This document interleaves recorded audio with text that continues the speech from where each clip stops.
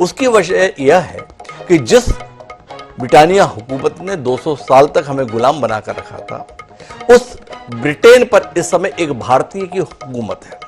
सुनक ऋषि जो मूलतः भारतीय हैं, उनके द्वारा वहां पर प्रधानमंत्री का पद तकरीबन 1.25 साल पहले संभाला गया और 6 महीने पहले ही निर्धारित समय से उन्होंने आम चुनाव का ऐलान कर दिया। तकरीबन 5 करोड़ मतदाता यूनाइटेड किंगडम के इस समय मताधिकार का इस्तेमाल कर आगामी 5 साल के लिए किसको बागडोर सौंपेंगे इसका फैसला कर रहे हैं। 2 मुख्य पार्टियों के बीच में वहां प्रतिद्वंदिता रहती है, एक कंजर्वेटिव पार्टी, दूसरी लेबर पार्टी। कंजर्वेटिव पार्टी पिछले लंबे समय से हुकूमत में है, लेकिन आकलन यह है कि इस बार कंजर्वेटिव पार्टी के हाथ से सत्ता छिन सकती है और लेबर पार्टी वहां पर वापस हुकूमत में आ सकती है। हमारे पास में जो इस समय पर है कंजर्वेटिव पार्टी से वो ऋषि सुनक है, वहीं दूसरी ओर स्टारमर लेबर पार्टी का प्रतिनिधित्व कर रहे हैं। तो आज पहले चरण में हम इसी पर बात करेंगे। हमारे साथ इस बातचीत का हिस्सा बनने के लिए रविंद्र सचदेव जी मौजूद हैं, जो विदेश मामलों के जानकार हैं। पूर्व राजदूत मंजू सेठ जी भी हमारे साथ में हैं। चर्चा की शुरुआत हम रविंद्र जी से ही करते हैं और रविंद्र जी आपसे ही समझना चाहेंगे, चूंकि एक भारतीय इस समय वहां पर प्रधानमंत्री है तो तय बात है हमारी सद्भावनाएं तो सहज रूप से उनके साथ होंगी, पर जिन पर उनको हुकूमत करनी है उनके संदर्भ में खबर आ रही है कि उनकी बहुत सद्भावनाएं ऋषि सुनक और उनकी पार्टी के साथ रही है। आप तो इस मामले पर लगातार निगाह बनाए हुए हैं, कुछ रोशनी देंगे?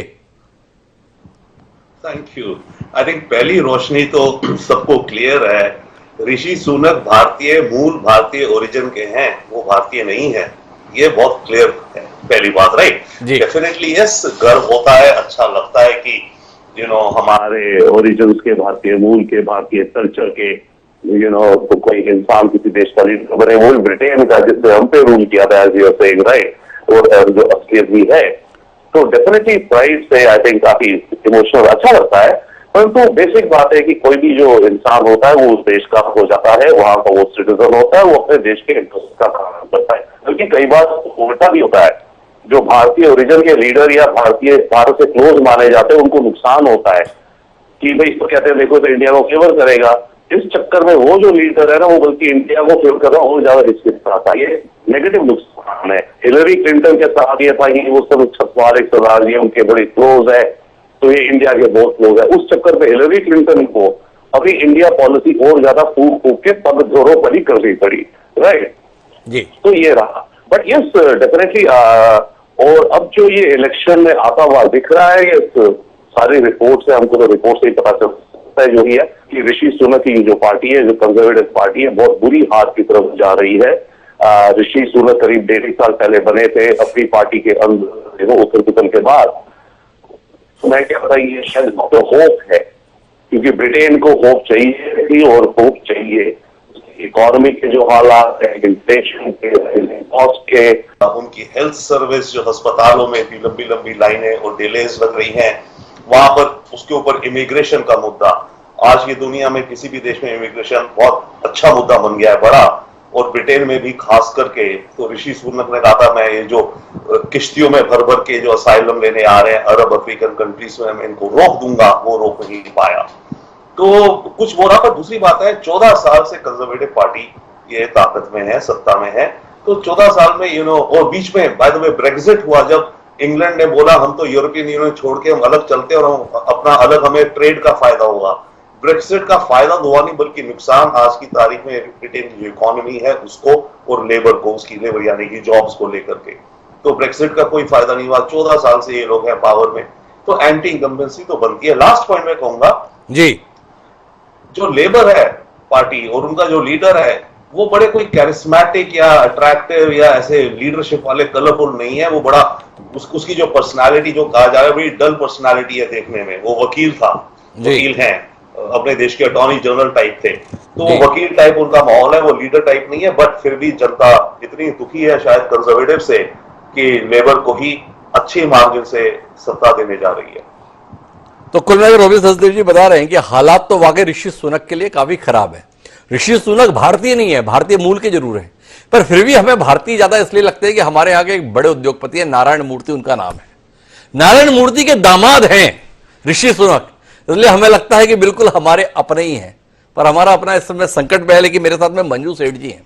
तो मंजू जी, आपसे जानना चाहता हूं मैं, ब्रिटिश के हालात के संदर्भ में, जिस ब्रिटेन की समृद्धि के किसी समय किस्से गाए जाते थे, जिस ब्रिटानिया हुकूमत के दौर में कभी सूरज नहीं डूबता था, पूरी दुनिया से दौलत जिसके पास आया करती थी, उस ब्रिटेन में ऐसा क्या हो गया कि खबरें ये आ रही हैं कि मुद्दा है सरकारी खर्च का, मुद्दा है जन कल्याण की योजनाओं के लिए पैसा खर्च करने का, और वहां की सरकार के पास जन कल्याण के लिए पैसे नहीं है। ये सबसे बड़ा मुद्दा बना हुआ है और इसके कारण से ऋषि सुनक दिक्कत में है। थोड़ा रोशनी देंगे आप? बिल्कुल, क्योंकि ये अब आप देखेंगे, ये जो वर्ल्ड वाइड जो कोविड आया था, कोविड का जो असर हुआ, उससे इकोनॉमी नीचे आ गई, बिल्कुल गिर गई सबकी, और उससे रिकवर किया नहीं है मोस्ट इकोनॉमीज ने जी। और खासकर यूरोप में बहुत दिक्कत आ गई है। और अब कोशिश कर रहे हैं वो, वहां की सरकार कोशिश कर रही है, और थोड़ा सा स्टेबलाइज हुआ है इन्फ्लेशन वगैरह, लेकिन फिर भी वो ब्रेक्सिट का भी जो हुआ मुद्दा, उससे भी हर एक चीज का असर पड़ा है यूके की इकोनॉमी पे। और वो बिल्कुल ही इस वक्त जो होना चाहिए था, जैसे आपने कहा, रूलिंग द वर्ल्ड लिटरली, इस वक्त वो बहुत ही नेगेटिव की तरफ जा रहे हैं। बिल्कुल बहुत कम परसेंटेज है उनकी ग्रोथ। और यूरोप में यूरोप के निकलने के बाद उनको, ईयू से निकलने के बाद, ब्रेक्सिट के बाद, और भी उनकी दिक्कतें बढ़ गई हैं, क्योंकि उनको ऑल्टरनेटिव मार्केट्स चाहिए। पहले there was one market in the EU, और अब उनको ऑल्टरनेटिव मार्केट्स चाहिए और ऑल्टरनेटिव सोर्सेज ऑफ मैन्युफैक्चरिंग के लिए, और उनकी जो सप्लाई चेन्स हैं, तो वो अभी नहीं कर पा रहे हैं। तो इसलिए वहाँ पे उनकी जो नेशनल हेल्थ सिस्टम है और सब कुछ है, सब में प्रॉब्लम आ गई है। वेलफेयर स्कीम्स के लिए कोई उनके पास इनफ फंड्स नहीं है, जैसे आपने कहा, और ये बिल्कुल ये, और अनएम्प्लॉयमेंट बढ़ रही है। इमिग्रेशन के अगेंस्ट भी बहुत ज्यादा हाई सेंटिमेंट है, अगेंस्ट एंटी इमिग्रेंट सेंटिमेंट। तो ये सब चीजें मिलके इस पर्टिकुलर इलेक्शन में सब मुद्दे बन चुके हैं। और अभी जो वोटिंग चल रही है, इसमें जो एग्जिट, जो सारे पोल्स, प्री इलेक्शन पोल्स थे, सब प्रिडिक्ट कर रहे हैं कि लेबर को ही जीतेगा, और कंजर्वेटिव पार्टी बिल्कुल आउट हो गई। कंजर्वेटिव पार्टी मुकाबले से बाहर जाने की सूचनाएं मिल रही है, मंजू सेठ जी का कहना है। पर इस मामले पर हमारे साथ आधिकारिक रूप से बातचीत करने के लिए दुबई से यशवंत देशमुख जुड़ रहे हैं। यशवंत देशमुख जाना पहचाना नाम है, चुनाव विश्लेषक हैं, सी वोटर के फाउंडर हैं, वो हमारे साथ हैं। तो क्या है, प्री पोल जितने आकलन रहते हैं उसमें हमारे लोगों का भरोसा जरा डिग गया है। यशवंत जी, आप सबकी मेहरबानी की बदौलत, वो अब की बार 400 पार के नारे के चक्कर में जब आए थे चुनाव बाद आकलन, तो सब में बम्पर जीत बताई जा रही थी एनडीए की, भाजपा की, पर ऐसा हुआ नहीं। अभी जो बताया जा रहा है वो ये बताया जा रहा है कि ऋषि सुनक और उनकी सरकार निपटने वाली है। कंजर्वेटिव पार्टी का 14 साल से चला हुआ शासन निपटने वाला है, और लेबर पार्टी की धमाकेदार वापसी की उम्मीदें जताई जा रही हैं। आप तो पूरी अंतर्राष्ट्रीय राजनीति में निगाह रखते हैं, थोड़ा बताइए ना क्या कुछ है, और कौन सा ऐसा अलादीन का चिराग ऋषि सुनक के मुकाबले लेबर पार्टी के पास है जिससे उन सारी दिक्कतों से ऊपर जाएंगे जिनका जिक्र अभी हमारे साथ में मंजू जी कर रही थी। बहुत ही इंटरेस्टिंग एक्चुअली में आप कहें साम्यता आपको दिखेगी हिमांशु, क्योंकि लगभग अभी मैं कल आंकड़े देख रहा था अपने ही जो हमारे रिलीज हुए हैं कि 20% और 40% अप्रोक्सीमेटली अगर आप बोलें तो वही लगभग आकलन आ रहा है, जैसा कि आकलन भारत में कांग्रेस और भाजपा के बीच के गैप का बताया जा रहा था। तो 20% का ही वहां पर बताया जा रहा है। और मजे की बात यह है हिमांशु कि इस सारे आकलन में दिक्कत यही आ रही है कि first pass the post system जो हम लोगों ने वेस्टमिंस्टर मॉडल कॉपी किया है इंग्लैंड से, वैसा ही दिक्कत यहाँ पे वोट और सीट के आकलन में आ रही है, क्योंकि जो कंजर्वेटिव पार्टी है उसके मतों में एक तरह से दो फाड़ हो रहा है। निजल फराज जो कि रिफॉर्म यूके अपनी लेकर के अलग चल दिए हैं। लड़ाई दरअसल अब ये नहीं हो रही है कि वहां पे सरकार किसकी बनेगी, सरकार तो बनेगी लेबर की, इसमें कोई शक नहीं है। सवाल अस्तित्व का संकट कंजर्वेटिव के सामने ये आ गया है, कहीं ऐसा तो नहीं है कि निजल फराज अपने वोट शेयर को कंजर्वेटिव पार्टी के वोट शेयर से आगे निकाल ले जाएंगे, इस बात का कयास लगाया जा रहा था। हालांकि हमारे आंकड़ों में ऐसा नहीं दिख रहा है, लग रहा है कि वो मोटे तौर पर कंजर्वेटिव ही नंबर 2 पे रहेंगे, क्योंकि 17-18% वोट शेयर के साथ में आप उन्हें सीटों में बहुत ज्यादा कन्वर्ट नहीं कर सकते। वो कोई प्रोपोर्शनल रिप्रेजेंटेशन का सिस्टम नहीं। इसलिए निजल फराज कंजर्वेटिव को हराने में तो कामयाब हो जाएंगे वोट काट करके। एक तरह से वोट कटवा वाली राजनीति जो कही जाती है वो उनकी चल रही है वहां पे, लेकिन उसके बियॉन्ड वो सीटें ज्यादा लेके आ पाएंगे, इसमें मुझे संदेह है हिमांशु। कुल जमा ये है, बिल्कुल भारत की तरह से आपका सिस्टम लग रहा है देखने में, जैसा जो अभी आप गए थे, 40%, 20% का गैप कांग्रेस और भाजपा का, बिल्कुल वैसे ही दिख रहा है। लेकिन सीटों में एक तरफा हो सकता है कि इस बार लेबर पार्टी को जीत हासिल होगा। तो कुल मिलाकर कंजर्वेटिव पार्टी की हार तय बता रहे हैं यशवंत आप, और साथ ही साथ लेबर पार्टी का सत्ता में आना भी आप तय बता रहे हैं। पर नीतिगत रूप से क्या ऐसा लेबर पार्टी ने प्रस्तुत किया है जिसके चलते वहां की जनता कंजर्वेटिव पार्टी और ऋषि सुनक को सिरे से खारिज करने जा रही है? क्या बदल जाएगा अगर ये सत्ता परिवर्तन हुआ नीतियों की शक्ल में? नहीं, मुझे लगता नहीं हिमांशु, नीतियों में बहुत ज्यादा, देखिए वहां पे जो समस्याएं अभी हैं, देखिए आर्थिक नीतियों की जहां तक सवाल है, आर्थिक नीतियों में इतनी बड़ी क्राइसिस से ब्रिटेन इस समय गुजर रहा है कि मौलिक तौर पे कोई बहुत बड़ा ऐसा लेबर एक आमूल चूल परिवर्तन कर देगा, मुझे इसकी दिक्कत मुझे नहीं समझ में आ रहा है। शायद यही कारण है कि चेंज के माहौल, बदलाव के माहौल के बावजूद भी इस समय ब्रिटेन की जनता में निराशा जबरदस्त माहौल है। लोग आने वाले समय को लेकर आशान्वित नहीं।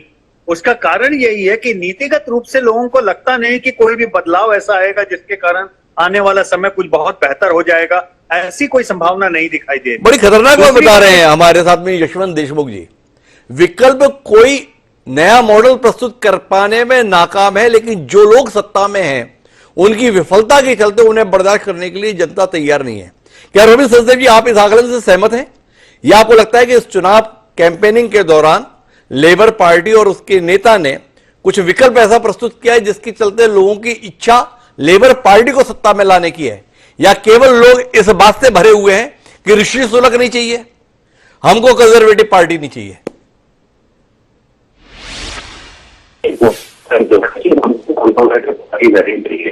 और लेबर ने कोई बड़ा अट्रैक्टिव, इनफैक्ट लेबर का कोई डिटेल्ड मैनिफेस्टो भी नहीं है जी। सारी इश्यूज को उन्होंने अपनी क्लियर पॉलिसीज भी नहीं डिफाइन करी है। और जैसे शुरू में बात हो रही थी, इनका जो लीडर स्टारमर है वो भी कोई खास कैरिस्मेटिक पर्सनालिटी नहीं है। तो ये जो हो रहा है, ये जो शिप रेक, ट्रेन रेक हो रहा है कंजर्वेटिव पार्टी का, ये इनका खुद का ही बनाया हुआ है। इसमें लेबर ने ऐसा नहीं है कि कोई बड़ा फील्ड विद होप नया ऑल्टरनेटिव ला करके रख दिया सामने। और जो पॉलिसीज की बात है, लेबर ने बल्कि अपनी पॉलिसीज को थोड़ा सॉफ्ट भी किया है जी। जैसे कि कह रहे हैं कि हम टैक्सेस को नहीं ज्यादा बढ़ाएंगे, जो ऑलरेडी चल रहा था, ताकि बिजनेस ज्यादा अपसेट ना हो इनसे, राइट। और इन्होंने डिफाइन नहीं करी है अपनी पॉलिसीज बहुत क्लियरली कि क्या क्या ये किधर करेंगे, अदर देन जो लिबरल प्रिंसिपल्स होते हैं, ठीक है, उसको लेकर के बात करना। तो एक ऑल्टरनेटिव होप भरा, एक ऑल्टरनेटिव जिसको यू लुक फॉरवर्ड करी ब्रिटेन की जनता, वो चेंज नहीं लेबर ने प्रेजेंट किया है। कंजर्वेटिव पार्टी की खुद की गलतियां, बहुत बड़ी बड़ी गलती हैं, स्कैंडल्स हैं, पार्टी गेट्स हैं, बोरिस जॉनसन की एंटिक्स हैं। और जब सुनक आए थे तो था कि शायद ये उन चीजों को काइंड ऑफ एक तरह से उन चीजों के बियॉन्ड चले जाए, आगे कुछ नया होप दिखा दें। पर ऋषि सुनक, हाँ, इसमें ऋषि सुनक का हो सकता है कि 1.5 साल का जो पीरियड था, इसमें क्या ये कुछ कर सकते थे कि पिछले 12 साल के जो इकोनॉमिक हालात है उनको सडनली कोई जादू की छड़ी, वो भी नहीं है इनके पास। क्योंकि एक दो देखिए, कोविड अलग छोड़िए, ब्रेक्सिट उसको छोड़िए, रशिया यूक्रेन वॉर, इनफैक्ट एक फैक्टर डेफिनेटली हो सकता है, कह सकते हैं यूक्रेन वॉर है रिस्पॉन्सिबल जो कंजर्वेटिव्स के हालात हो रहे हैं, क्योंकि उसके चलते एनर्जी क्राइसिस, फूड क्राइसिस, उसके अलावा ब्रिटेन के अंदर लेबर यानी जॉब्स और मैन पावर का अलग क्राइसिस पैदा हो गया था, क्योंकि ब्रेक्सिट से इन्होंने जब करा तो जो वर्कर वीजा वगैरह में आते थे वो लोग कम होने शुरू हो गए। एक वक्त ऐसा आ गया था कि ब्रिटेन में बुचर्स जो मीट करते हैं वही नहीं थे इनफ कि भाई लोकल मार्केट में बुचर्स हो, ट्रक ड्राइवर्स नहीं है।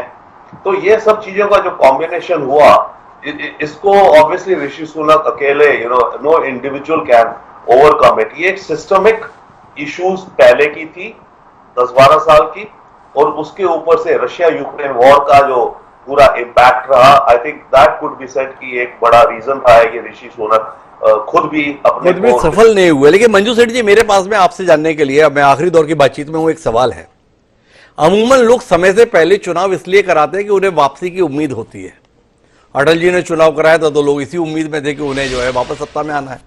हमारे यहाँ तेलंगाना में चुनाव कराते थे केसी चंद्रशेखर राव, उन्हें उम्मीद रहती थी कि हम वापस आने वाले हैं।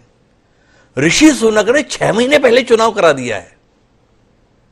किस उम्मीद में? उन्हें उम्मीद थी कि मैं वापस आ रहा हूं, या परेशानी इतनी ज्यादा थी कि उन्होंने कहा कि इस्तीफा दूं, इससे पहले पूरी सरकार ही निपटा दूं? जल्दी चुनाव किस लिए?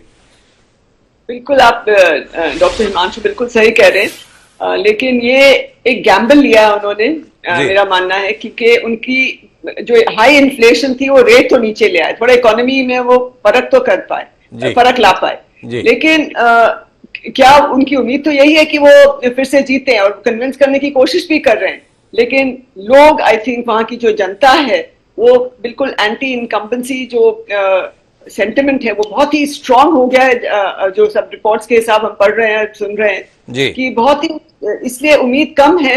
और पोल्स के मुताबिक तो हमने देखा ही है कि hardly any chance of his coming back. लेकिन साथ में अगर आप देखें, इन्होंने गैम्बल किया है ये, और क्योंकि कहीं आगे उनको लगा कि नेक्स्ट 6 मंथ्स में, मुझे लगता है उनको लगा होगा नेक्स्ट 6 मंथ्स में वो क्या इतना कर पाएंगे कि कोई ड्रामेटिक चेंज ला पाएंगे इकोनॉमी में। किसी में ऑलरेडी जितना कर चुके हैं, उनको लगा यही, मैं इसी के बेसिस पे हमें आगे चलना चाहिए। मुझे ऐसे लगता है तो उन्होंने गैम्बल लिया कि शायद लोग इस बेसिस पे जुआ खेला है। मंजू सेठ जी का कहना है। एक टिप्पणी आपसे और चाहिए मंजू सेठ जी। ब्रेक्जिट बार बार जिक्र हमारी चर्चा में आ रहा है। यूरोपियन यूनियन से ब्रिटेन बाहर आ गया। लेबर पार्टी की इस संदर्भ में नीति क्या है?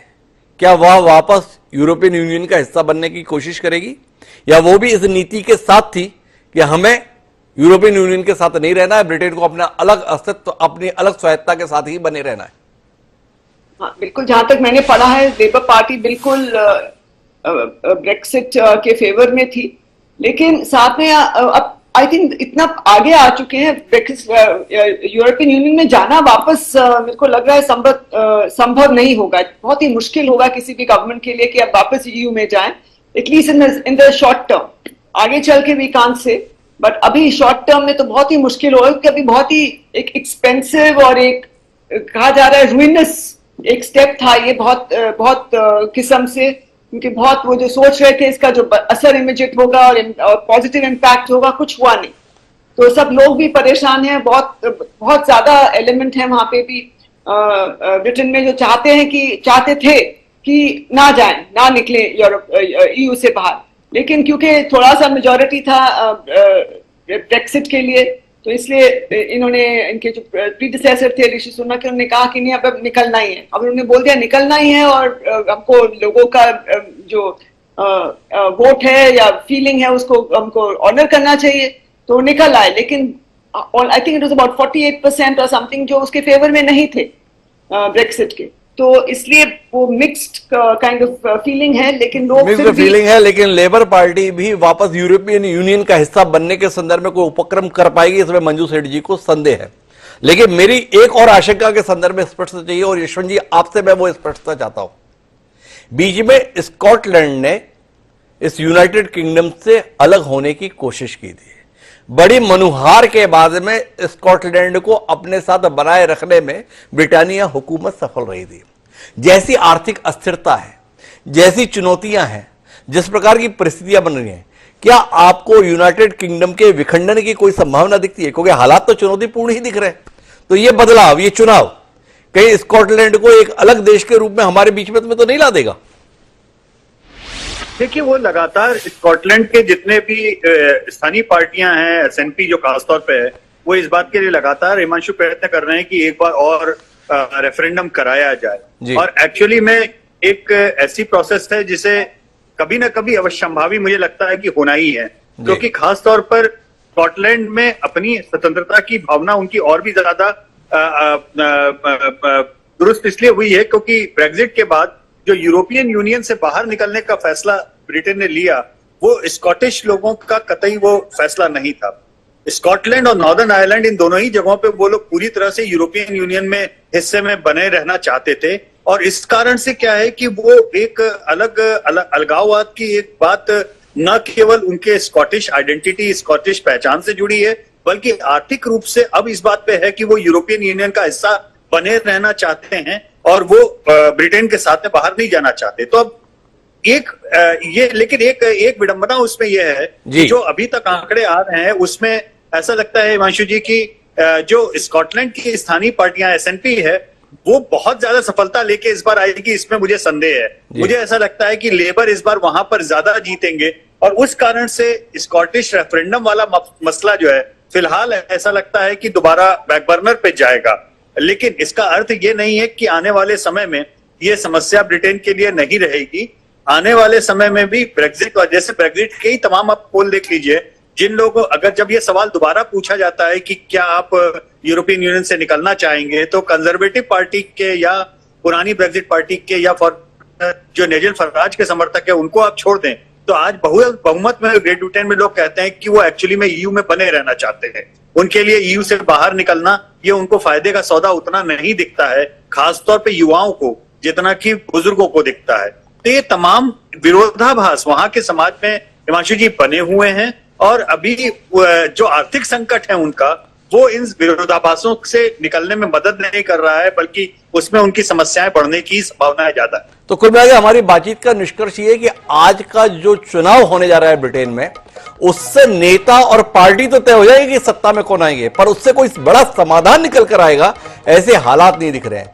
आने वाले समय में ब्रिटेन के लिए चुनौतियां और ज्यादा बड़ी होने वाली है और सबसे बड़ी जो चुनौती रहने वाली है वो एक सुगठित संगठित ब्रिटेन के संदर्भ में रहने वाली है, क्योंकि जब आर्थिक रूप से कोई देश कमजोर होता है तो उसमें अलगाववादी शक्तियों की ताकत कहीं ना कहीं बढ़ जाती है। तो क्या ब्रिटेन का हिस्सा बना रहेगा स्कॉटलैंड या एक अलग देश के तौर पर स्कॉटलैंड हमें दिखाई देगा, यह सवाल आने वाले समय में हमारे बीच में रहेगा। आप तीनों मेहमानों को बहुत बहुत धन्यवाद हमारे साथ चर्चा का हिस्सा बनने के लिए।